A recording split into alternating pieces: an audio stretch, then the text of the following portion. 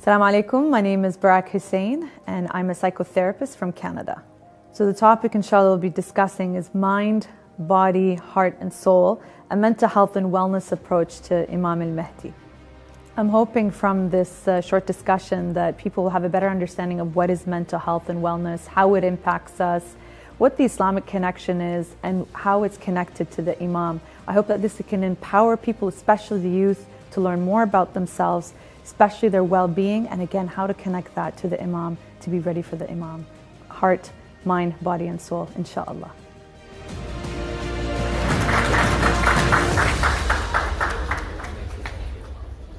What is mental health? What is wellness? What are the issues around that? How is this important to us?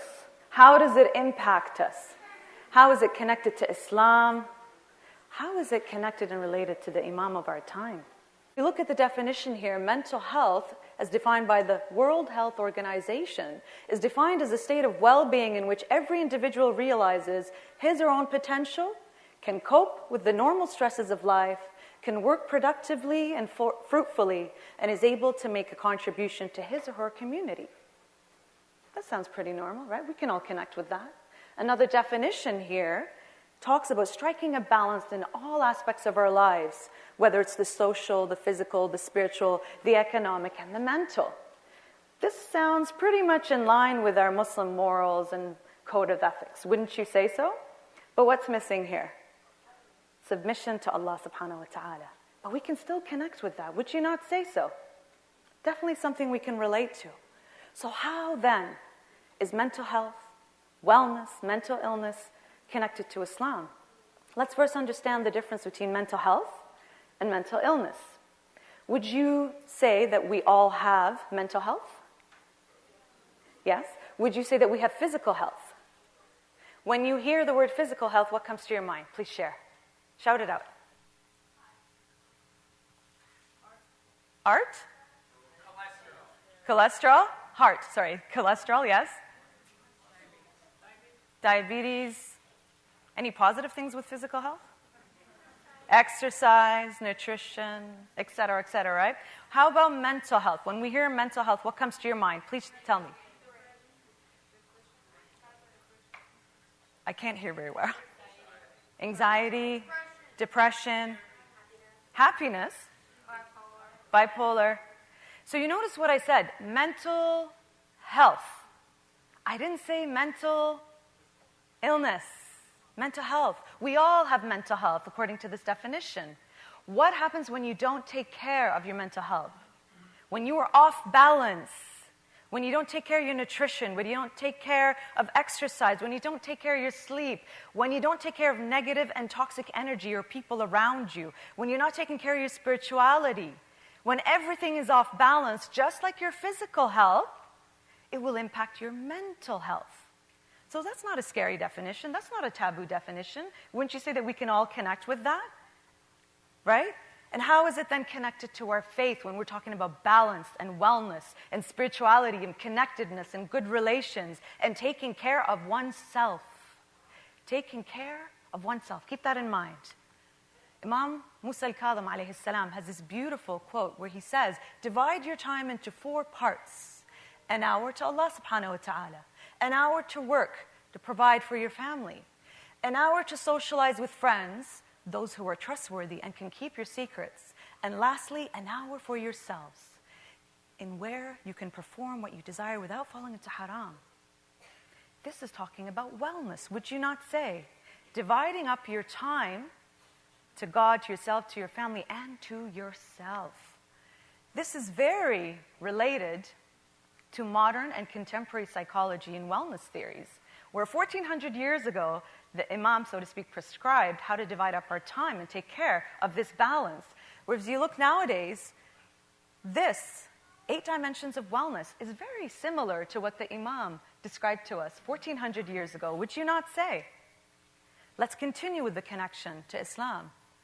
We have a plethora of ahadith and riwayat and ayat from the Holy Quran that not only describe but prescribe to us how to take care of our mental health and that wellness. There's prophetic traditions which describe prevention as better than treatment and cure. Propagate goodness, you will find it. تفاءلوا بالخير تجدوه. I see nothing but beauty. Lady Zainab alayhi salam, in the trials and tribulations and the trauma that she, the children and the women witnessed, saw nothing but beauty. She didn't say, why us, why me? What did she say in this? From a psychological and mental health point of view, the way I see that, she is describing, what does God want us to do in this difficulty? What does He want us to continue with the mission that we're upon? What are people supposed to learn from this? So in trials and difficulties, she saw beauty. She taught us patience, perseverance, and resilience in the face of trauma and difficulty. Talk about balance. Talk about taking care of your mental health at a time where she had to take care of everyone else. We can relate and connect to that, can't we? And one of my favorite ayat from the Quran, Bismillah ar-Rahman ar-Rahim, from Surah Al-Ra'd, verily with the remembrance of Allah do hearts find serenity, tranquility, peace. Say it with me in Arabic if you know it. Bismillah ar-Rahman ar-Rahim. Ala bi dhikrillah tatma'inna al-qulub. Tatma'inna al-qulub. Itmi'nan. Are we connecting now wellness, mental health, balance, all of these to some very tiny here, very small examples of Islam and mental health? There's so much more out there. Of course, given the time, I can only speak about a few big ones, or a few small but very impactful ones. Let's take this a little bit further. How does all this connect to the Imam of our time? How is this relevant to the Imam of our time?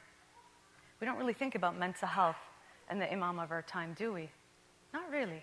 Hopefully, through this explanation, we've been able to look at it from a different angle. Sister Noor Jorgensen, who was a writer and a lecturer, came across this, and I was really impacted by it when I was trying to find the connection that I could explain it. And I found she did beautifully with this. In the sciences of Islamic ethics, we divide our ethical responsibilities into 4. Those towards God, those towards the environment, those towards other creations, being humans or animals, and those towards ourselves. All of these are in perfect relation with each other, and one can therefore not separate one from the other. Being just towards God is being just towards oneself, and being just towards others is being just towards God. Therefore, we may conclude that being just towards ourselves, all of God's creations, the universe and its inhabitants, and God Himself, is to also be just towards the Imam. May God hasten his reappearance. Just towards oneself. Just towards oneself. Just towards oneself. There could be many, many interpretations to this statement. From a psychological, mental health, well-being point of view, and that's the angle we want to look at, we can ask ourselves, what could this mean?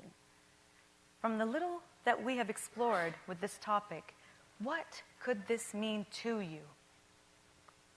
Now, we have spent most of our lives learning about how to prepare for the Imam, whether it's through books and lectures and discussions, including this amazing conference this weekend. We've been learning about how do we prepare ourselves for the Imam. Allow me to leave you with this thought. How can you take care of your mental health in order to prepare yourself for the appearance of the Imam of our time? Sallu ala Muhammad wa ali Muhammad. Allahumma salli ala Muhammad wa ali Muhammad.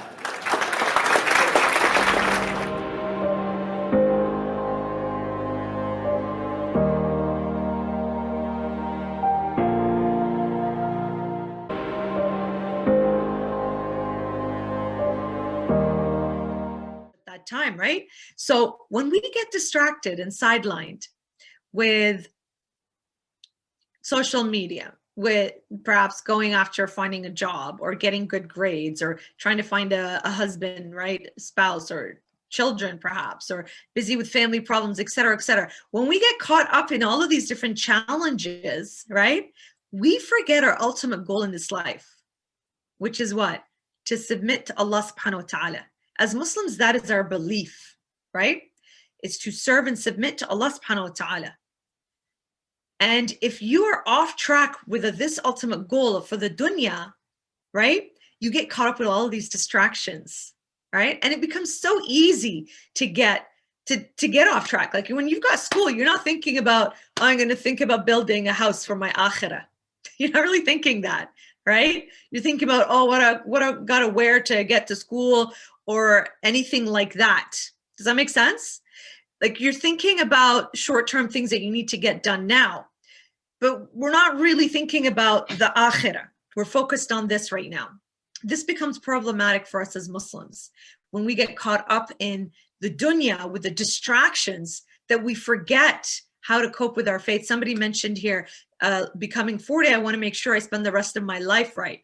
And especially as you get older, you find more and more that you lean towards that, right? As you get older, you strive and you crave going to ziyarah instead of, let's say, to Dubai, right? You strive wanting to go to Hajj instead of going to Disneyland, right? You realize that this is temporary fun. Okay, fine. You go to Disneyland, you go to the rides, you take a picture with Mickey Mouse, you go to the castle. Now what, right? You know, like you've done it. You've gone shopping in New York or wherever. All right, we've done that. We've gone to Legoland. Oh, great. Now what? M&M land, you know? So it's like each time you've achieved that, then you're left with, okay, now what? That was enjoyable, fun, but it didn't really spiritually fulfill me. For those of you who has been to ziyarah, can it just, yeah? So those who, ziyarah, I think you can raise your hand, right? You just want to raise your hand?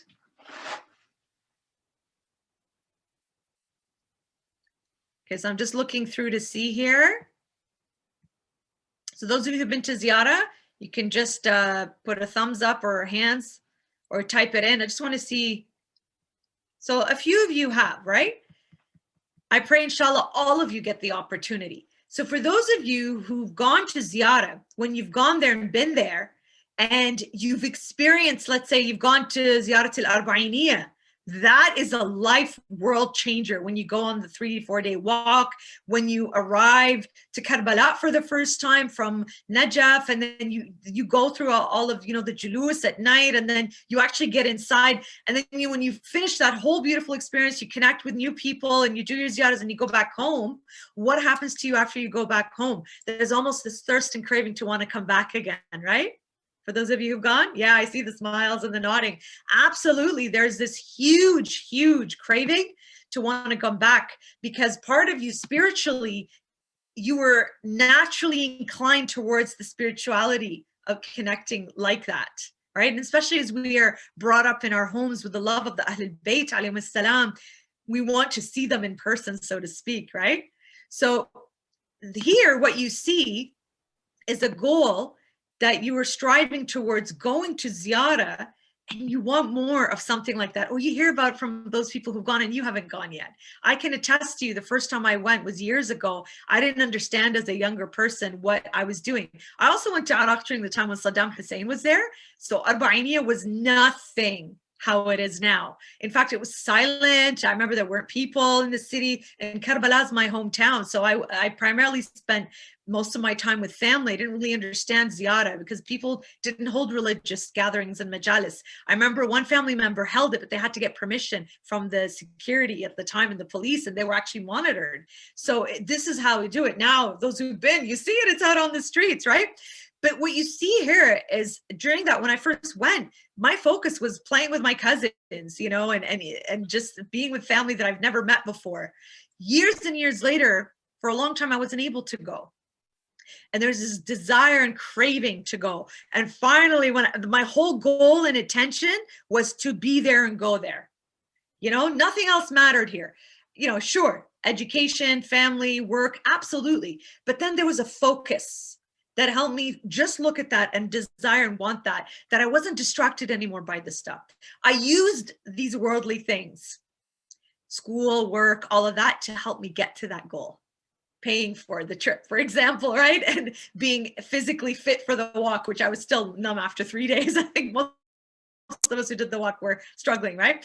So essentially, you can distract yourself from the worldly material aspects to spiritually strengthen yourself by understanding and connecting yourself ultimately, mentally, what is my goal in the end, right? Absolutely. And we'll get into this a little bit more, but this is just a starter to understand revisiting what your goals are, whether you are 10, 20, 30, or 40. Each of these stages, you have things that are important to you. What I recommend you do in terms of strategies, now that we have this understanding with this bit of background, okay, is to connect these goals that you have in whatever stage that you are in, that you've all written down now that is important to you, connect that to your spirituality. Connect that to the topic at hand, to the Imam of our time, right? I just remembered something. Lady Zainab was protecting the Imam of her time. And she needed to have the ultimate mental strength to be able to deal with her situation, to protect the Imam of her time. Look at how she connected her goal and not distracted by the pain of what happened to her goal of protecting the Imam of her time. Us, how are we going to protect our goals to connect it to the Imam of our time? See, when you put it this way, who cares about social media anymore? Who cares about the outfit that we want to get? Who cares about going to a restaurant, right? You're so focused on, all right, how am I going to connect this to the Imam? Now, the flip side of that, for those of us who say are not as spiritually inclined or really want to have fun with the dunya, what's really nice about our faith and our religion is that it teaches us balance. You don't go from one extreme to the next. We are supposed to enjoy this beautiful world that Allah has created for us, but not become attached to it. You see the difference? Enjoy its beauty.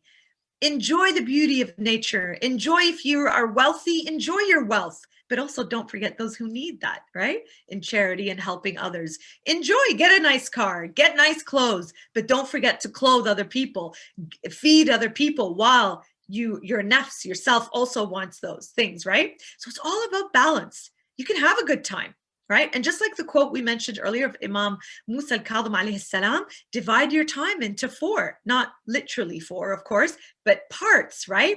Time to Allah, friends and family, time to work for sustenance, and time for yourself without committing haram, of course, right? The idea here is balance. Same thing with this here. Reminding yourself with balance, right? At each stage of life that you are in, what your goals are, connect it with balance around you.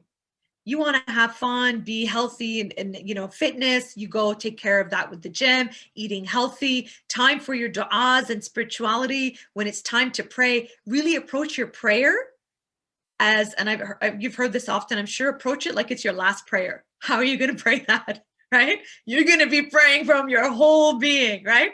So it's all how you choose to approach it. Hanging out with friends and family. Sometimes it's hard if you're living in a home where you're not really having healthy relationships. It's toxic perhaps, and I give talks and discussions on things like that. But if you do, alhamdulillah, have that, then engaging in that. And if you don't, learning how not to engage with family who are toxic, let's say, but just doing the bare minimum, right? So again, it's all about that balance and trying to keep it all together, connected to our ultimate goal of spirituality, right? In terms of being a servant of the Imam of our time, but also being somebody who is going to submit to Allah subhanahu wa ta'ala. Okay? So whenever you get off track, remember balance. Okay? Remember your goals in your phases. I hope you guys are taking notes, not just listening. And also, right? Understanding that it's okay to have fun. All right? I'm not saying don't. No, you can have fun. You can wear flowers. It's hijab. But maybe not too flashy, especially when you're with not women around you, right? So it's all about that balance.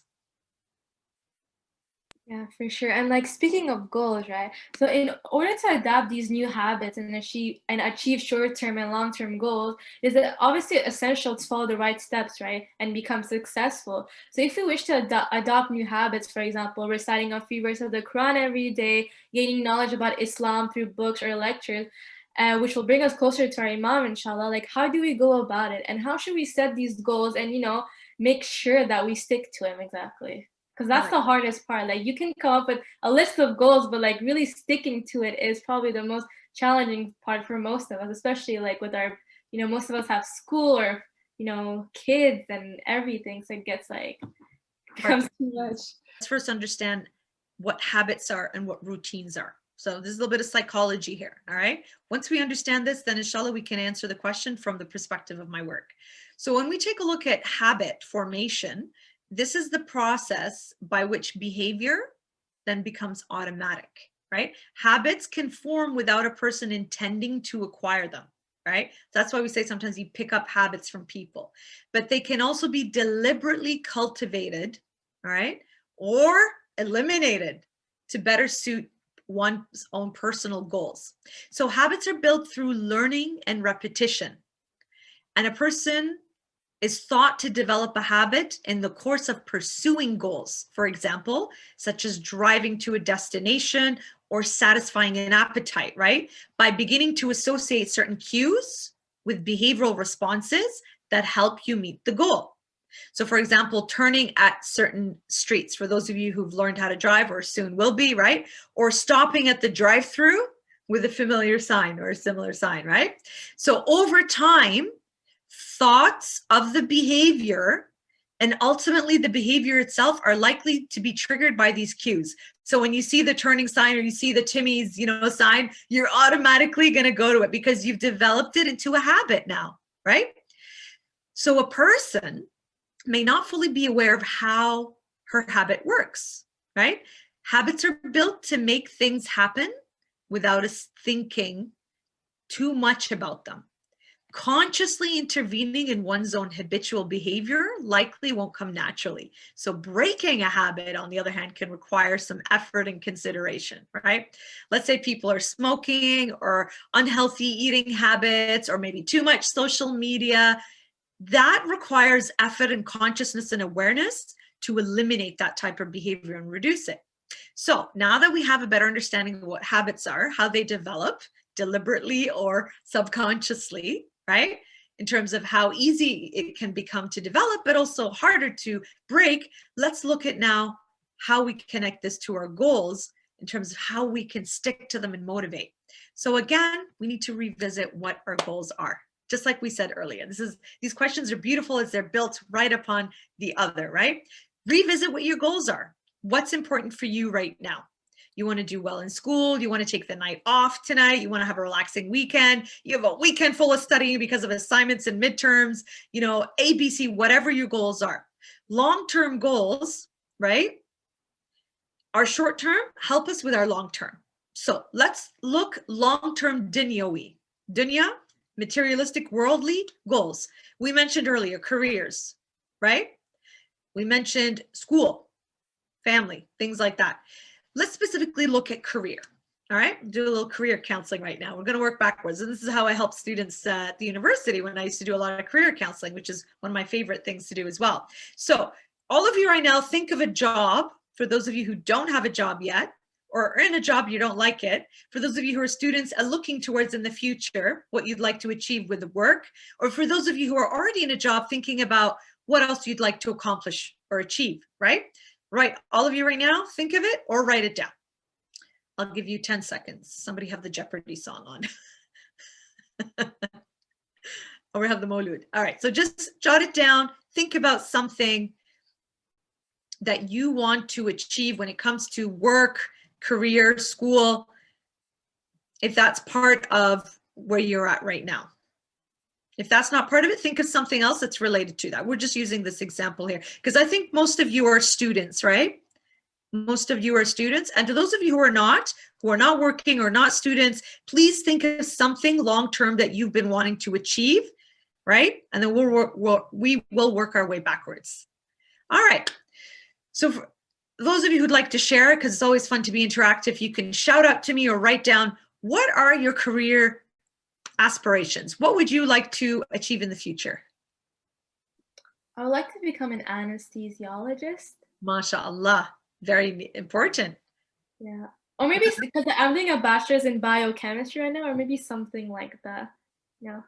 Fun times, biochemistry. I took some of those when I was heading towards medicine. I knew I needed that for my short-term goals, and I'll answer that in a second, how difficult that was. Anybody else?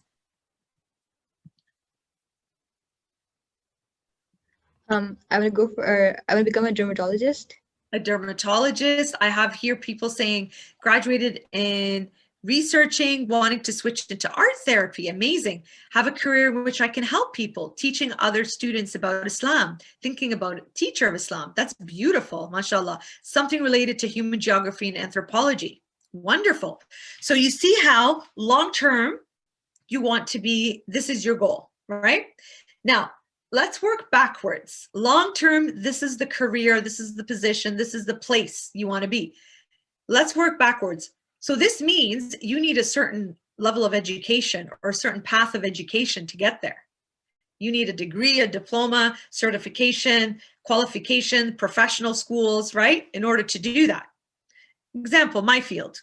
To become a registered psychotherapist, originally I wanted to be a doctor because in our culture, doctor, engineer, nothing else in between, right? So I was taking psychology because initially that's what I wanted to go into, but mixed it when a medical student told me why, like, you don't need to get into sciences if you're not good at it. I wasn't, even though my dad has a PhD in physics, mashallah. My brain, chemistry, physics, not there, you know, can't go there with the maths. So, which is funny because my daughter, mashallah, she is a genius when it comes to math. She definitely did not get my brain. She probably got other people's brains when it comes to that. SubhanAllah, right? So what happened here is I took the path of psychology, but I took the pre-medical courses that I needed to get into there. So you see short-term, long-term right here. Eventually I changed my path to psychology, full psychology and therapist. I didn't want to be a psychiatrist anymore, which is medical school. I wanted to be a psychotherapist. So I looked at, what do I need? So you need a degree, a master's degree, and you need a professional qualification after in order to call yourself a registered psychotherapist. So you need that. In order to get that, you need to complete something here. You need an undergraduate degree, right? Followed by a master's degree, followed by this graduate, postgraduate professional, right? Degree or designation. So how do I get there? My long-term is this, and here I am when I first wanted to get into psychiatry, taking inorganic chemistry, organic chemistry, straight chemistry, biology, biochemistry. And I'm like, I'm not doing well in these courses. Short term, it was excruciating taking those courses. And I was suffering in my other courses, my psych program, which I absolutely loved and would have gotten A+ had it not been for these heavy courses, that I wasn't doing well. But short term, I needed them for my long-term goal of becoming a psychiatrist. Do you see the link here? As much as I hated and I wasn't good at it, I went hard on them. I completed all of the prerequisites. I didn't do well in them. That's when I realized I don't think I can get into medical school, even though I'm taking everything. I'm doing all the volunteer hours. I'm doing all, I don't think I can get in with my marks. SubhanAllah, how God works in mysterious ways to prepare us. During that time, I was working at the career office at my university, University of Ottawa. And when I was working there, they asked me to go to a program to find out information about the Masters of Counseling for our own students. So I went. When I went there, I was like, Allahumma salli ala Muhammad wa ali Muhammad. This is exactly what I'm supposed to do. And I found out and got the information, and I came back and I had the medical school application in one hand and the phone. I called my mama and said, I'm not applying for medical school. I'm going to apply for this program now.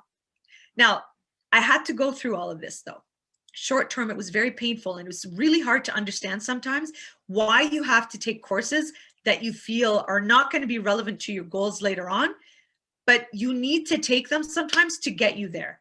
As you see on this path that I was describing, I still needed to do this, even though I didn't end up in psychiatry, but it showed me how hard it was going to be later and that I would not succeed. So you go where you know you're going to use your abilities and your talents and your skills. That motivates you. When you can understand your abilities, your talents, your strengths, and the support and the resources around you, then you're going to succeed.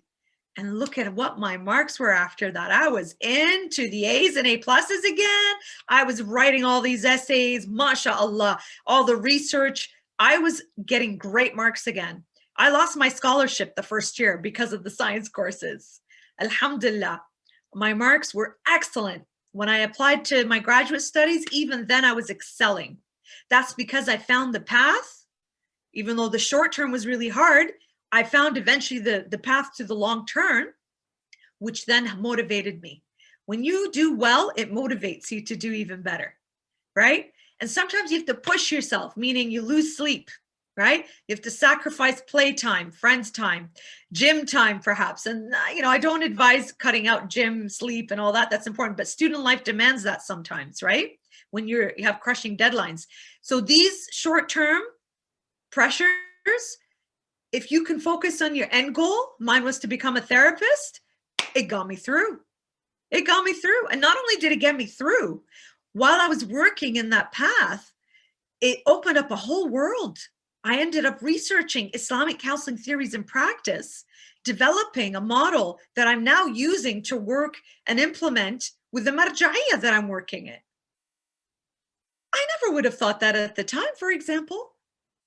But short term, it was really difficult to go through that. But then long term, looking down there, sometimes you need to go through difficulties of pain to get through your long-term goal to achieve them. So be aware of that, my sisters, that it is going to be tough. Sometimes you have to kind of stumble and figure out your path before you can get on the right path of your studies.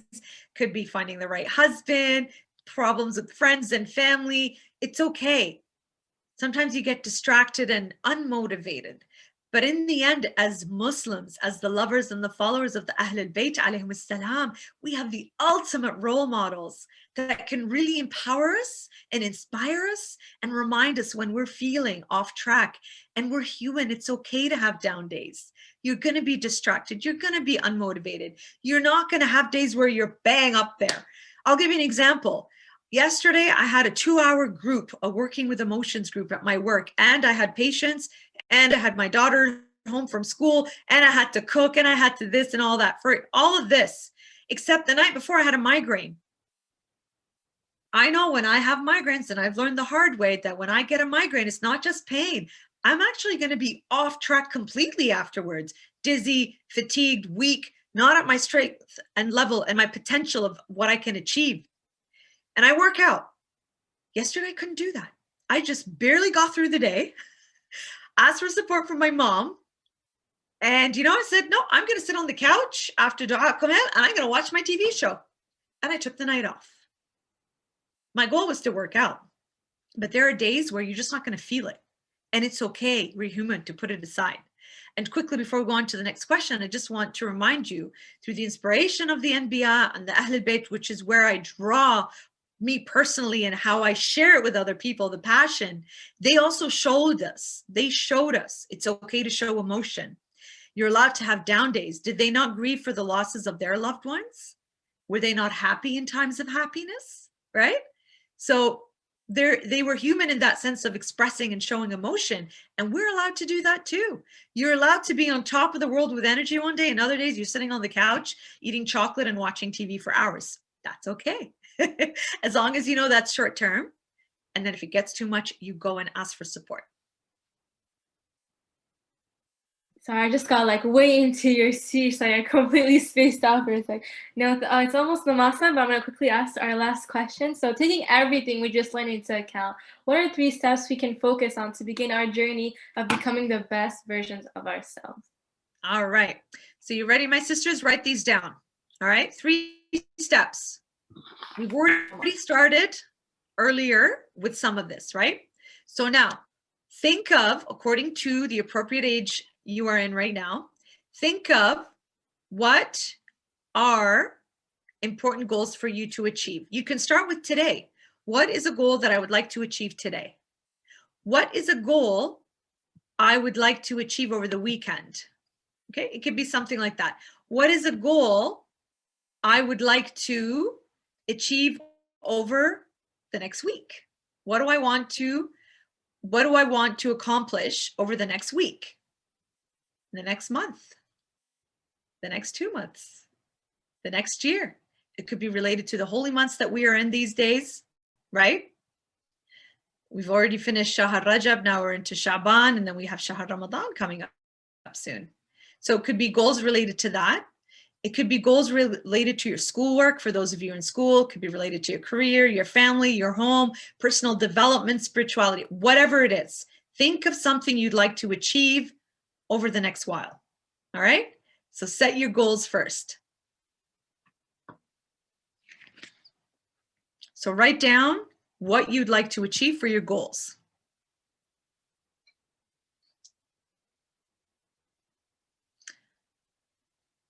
Those of you who would like to share them, that would be wonderful. Maybe it can inspire and empower others as well. I think it's important, like, for me to be more like organized with my work, like my school and, like, you know, all that stuff, and just to be like, just to have a routine, kind of, you know, not procrastinate as much as I always do. So that's one of my biggest goals for right now. Number one school killer is definitely procrastination. I think all of us, right? El kasal. All right. That's wonderful. So it could be related to that. Those of you in university, high school, it's kind of like midterm assignment time right now, right? So all of that. So that could be something, right? How about some spiritual goals? What are some spiritual goals that you'd like to achieve? I don't know if this counts as spiritual, but maybe like, because sometimes I get too into doing assignments that I forget to pray namaz on time. So does that count as spiritual? Well, we know we have to accomplish what our scholars teach us, right? We got to do the wajib first before, right, doing our other goals. So definitely managing our time is important, right? Mm-hmm. I think for me, it would be to probably get up out of bed for Fajr, like before Adhan happens. Absolutely. You know, that's an important one. Sometimes even just getting out of bed afterwards for the day, it can be tough for people, especially those who are dealing with depression, right? It becomes really hard to even want to be motivated to get out of bed, to eat, shower, any of that. But when you have a time that, you know, the sun is rising, and you're like, I better get in before the sun rises. That's a motivator right there. I've learned over the years when I've heard lectures, and this is a really fascinating one. Whatever keeps you up late at night, right, prevents you from waking up for salah. Even if it's mustahab a'mal, right? Amal that are not wajib on you to do, not compulsory, but you do them for the benefits, right? Those keep you up from your wajib prayers, and we got to manage our time a little bit better, right? So it's all about, again, that balance, right? So number one, like we said, is working on your goals, figuring out whatever goals that you have, whatever you are interested in, according to your age group, like we said, all right? Number two, when we take a look at that, it's important to take a look at number two, your action plan. What is your action plan? I love seeing you guys taking notes. That's awesome, right? What is your action plan? What are the resources that you were going to use around you to help you achieve your goals? Whether it's time management, whether it's friends, resources, money, education. What action plan are you going to put into place to help you realize your long-term as well as your short-term goals? So action plan, number two. For those of you who are sharing and are interested in that, what are some of your thoughts around what could be part of your action plan?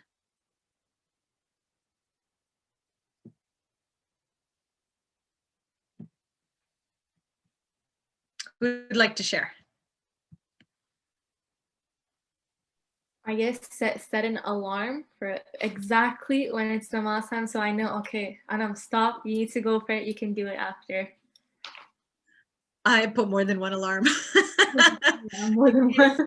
Depending on what time I sleep. Yeah, put it at the time and then half an hour after and then right before, just in case, because I'm a horrible, even though I preach, balance about eating, sleeping, exercise, my sleep is still one of those things that I still have to work on because I'm a night owl. But it doesn't work when you're a professional and you're a parent. You need to wake up early for both, right? So I'm still working on that, but my body's adjusted to short amounts of sleep, but that can definitely impact your salah, right? So if your goal is to work on perfecting that and making sure, then that's a really good goal. Thank you for sharing. Who else? Who else would like to share? What would be your action plan for your goal? Just jot it down. You don't necessarily have to share with us here today. I'm going to just go into the chat and see, because I see some people mentioning things. Start praying and not skip any. Recite a few verses Quran per week. Write down and prevent what prevents me from achieving my goal. That is a wonderful action plan.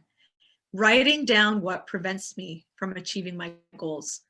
So when you write that down, you become aware of it, then you can work on managing that a bit better, right?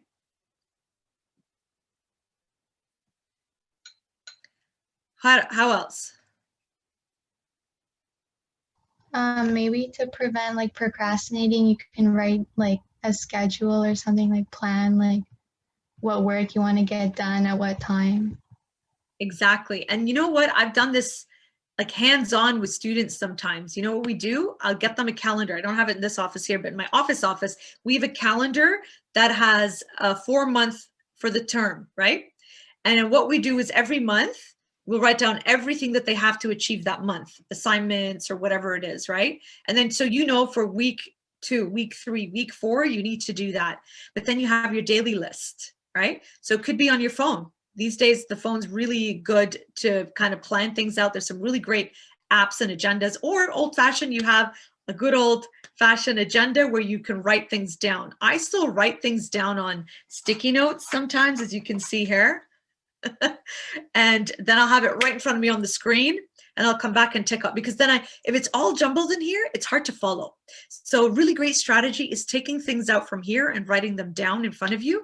And when you have a list, then you can tick things off of what you need to get done. Sometimes lists can be quite overwhelming as well. So you don't want to, put so much pressure on yourself that you have to achieve everything. You can always move things later, be flexible, be kind to yourself.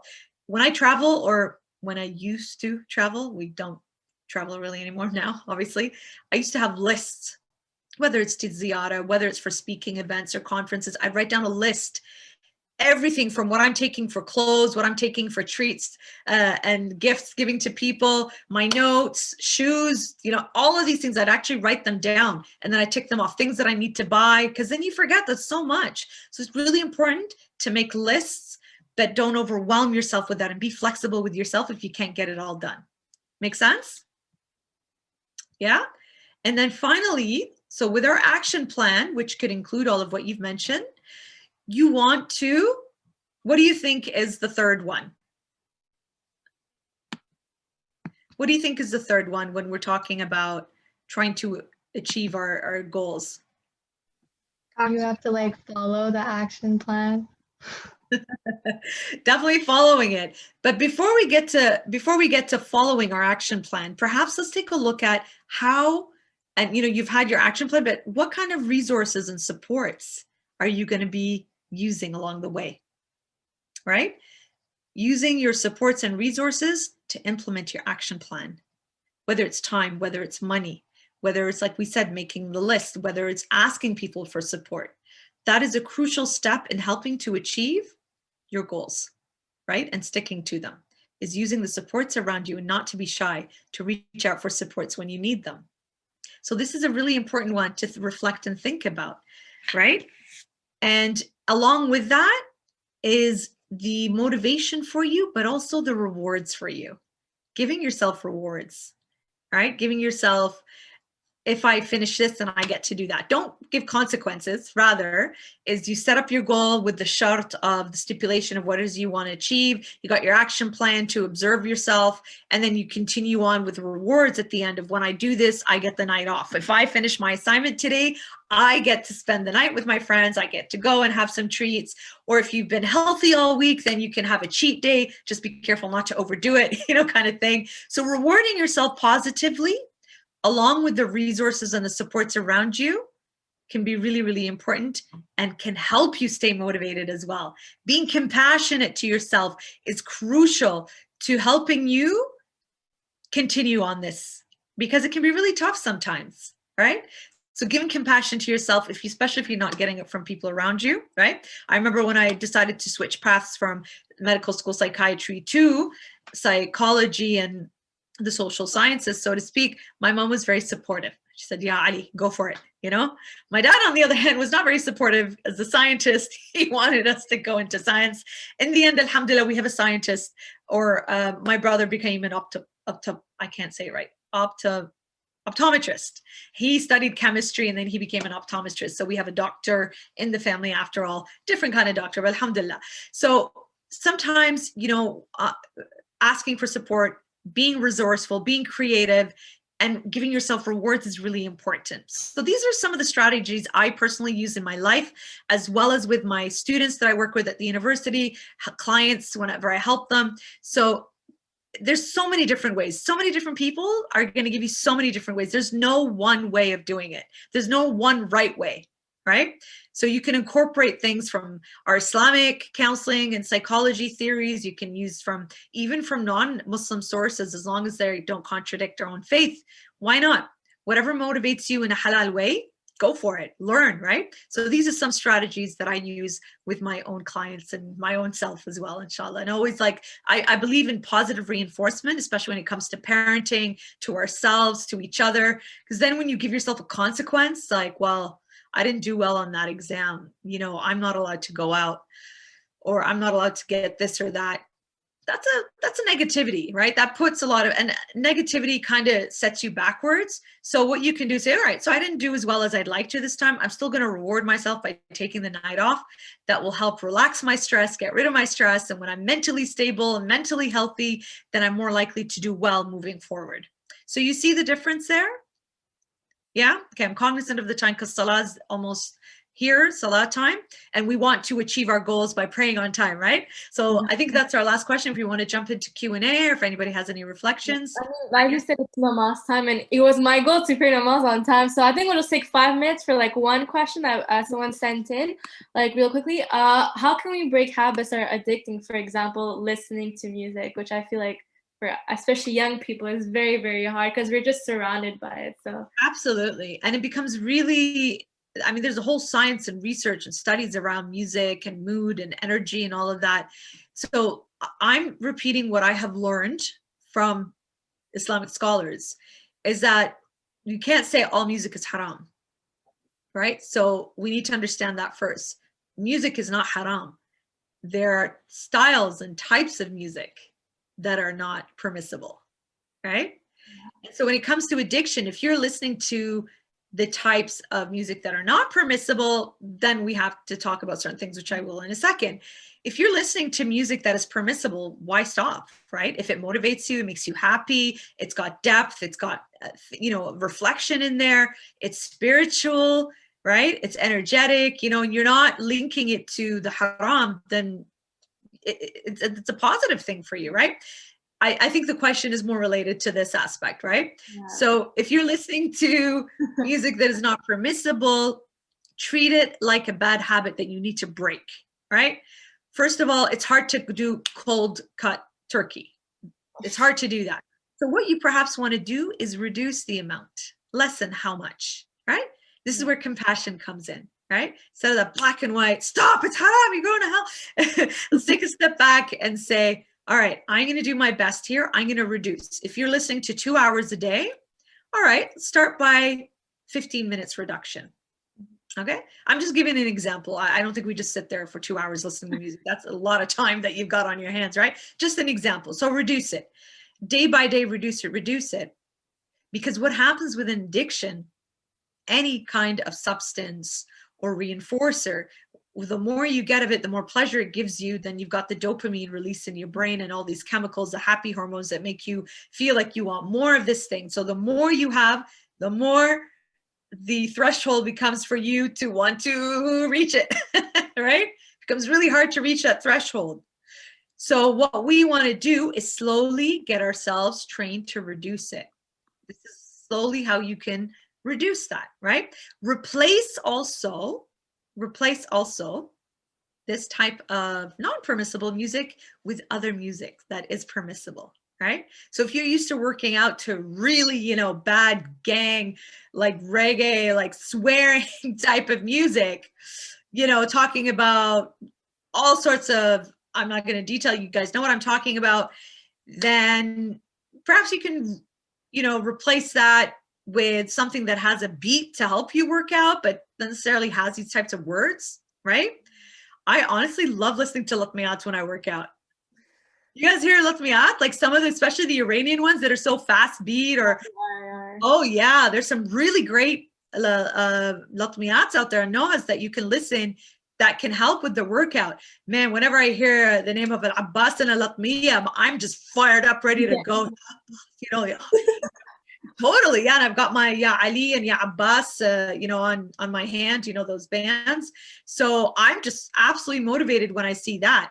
And I'm less likely to listen to things that are not. So there's so many different ways that you can do that. You can take this concept and apply it to anything, really, right? Reduce, reuse, recycle. No, I just threw that out completely unrelated. Just being silly.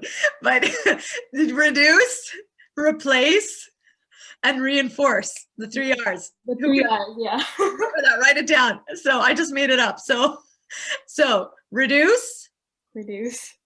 Reduce, what was the second one? Replace, and reinforce. There you go, the 3 R's. That's how you break your bad habits. Inshallah. So it's all about that. Remember, be compassionate. It's very hard to do cold turkey. You slowly reduce it, take baby steps, be compassionate, and then increase it with more positive things. Any negative habit you can work in. Of course, talk to a therapist to help you with that. And inshallah, we'll do our best to support and help you. Any other quick questions? Most of them are like really long, so let's see. Let's go with the one last one. People judge you because you're a psychotherapist. Do people judge you because you're a psychotherapist and you talk about taboo topics? That's a really interesting question. And certainly when I first started studying, especially in my Iraqi community, I got judged right away when people would ask me, what are you studying? I'd say psychology. And I'm going to translate. They say to me, any Arab speaking people here? I know majnoon means crazy. Bagel, right? So I used to speak a little bit of Urdu, but anyhow, they essentially said you are going to be just as crazy, Pagel, as those who you are going to be treating. And so that was the judgment that I used to get before. People also think that I'm crazy. People also think there's something wrong with you, you know? So it's something like that. You know, what's interesting though is the judgment comes perhaps, and not all, just some men. Especially because I do a lot of public speaking and I've heard, you know, I speak in places where in front of men as well, right? And I know sometimes it's culturally sensitive. I remember when I came to S.H.I.A Haidari, I was supposed to stand only on the women's side, but the men are there. And I'm like, well, no, this is for everybody. And so we moved it in the middle. And I'm like, where are the sisters? They're in the other room. I'm like, no, they need to be here. So amazing, right away, the organizers set up a barrier in the main hall where the brothers and the men were here and the sisters were here. And everybody was there and we're speaking together. I'm wearing full hijab. Why can't I speak in front of people, right? Didn't say to Zainab, say to Fatima alayhi salam, who are our role models, although they were forced to speak in their situation, they also taught us you can do that when you need to give a message, right? Anyhow, so judgment usually comes, I find, from people who have low self-confidence themselves. There's envy, there's jealousy, right? And perhaps from men who don't believe that women have a place to speak publicly. I get that mostly. Mind you, I want to reiterate, not all. I have some amazing brothers and uncles and, you know, who are incredible supports of mine, and I wouldn't be able to do what I'm doing if they were not supporting me by the grace of Allah, you know? So that's where I find I get the judgment, not necessarily because of the work that I do. And yeah, you get some people say, what is she teaching? This is nothing. There's no Islamic base. Again and again and again, we've proved how there is an Islamic base, to the point where now we're doing things at the marja'iyya level to implement across North America to help our communities. Yeah. And Karbala is probably the best example of mental health. I don't know why people are saying it's not. It is. Like, I don't know how they expect you to not be, if you're not mentally well, then how can you be well, like, when the Imam comes himself? You know, that's the whole topic. You know? So tied it back beautifully, my dear sister, right? If you are not mentally healthy, if you are not mentally stable, how else are you going to be able to serve the Imam of your time? Just like that talk. And if anybody wants that, I can send it to the organizers. Oh, yeah, for sure. Send it to other people who could benefit from it, inshallah. It's one of my favorite talks because it was the first time I was asked to link it, and it was really challenging for me to put it in a way that it made sense, you know, from a psychological, but absolutely from a spiritual and historical perspective as well. Okay. Well, thank you so much, Sister Berak, for joining us today. It was a very interesting conversation. I hope we had more time, but we have to keep in mind namaz and everything. But yeah, so thanks so much for educating us on how to take care of our mental health. Inshallah, I hope we can have more sessions like in the future. So, because mental health never gets old. Like, you can never not talk about it.